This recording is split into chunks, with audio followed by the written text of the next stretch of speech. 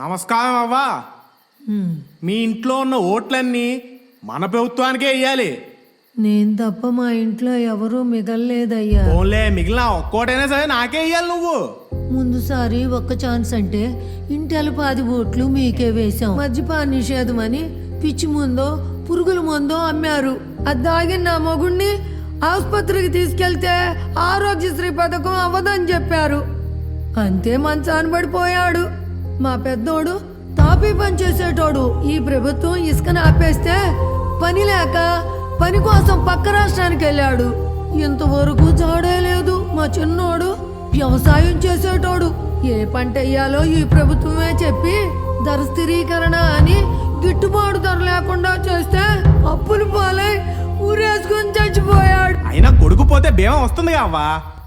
బీమా బీమా అంటే నమ్మకం. నా కుటుంబం పోయిన రోజునే ఆ నమ్మకం పోయిందయ్యా. నాకు తలగొరువు పెట్టవలసిన వారి సాగునే నేను చూడవలసి వచ్చింది. ఇక డబ్బు అంటావా? ఇదిగో తీసుకొని నా పోయిన కుటుంబాన్ని నాకు ఇవ్వగలవా?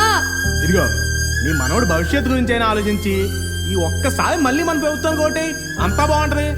ఒక్కసారి నమ్మి కోల్పోయింది చాలు. భవిష్యత్తు తరాలు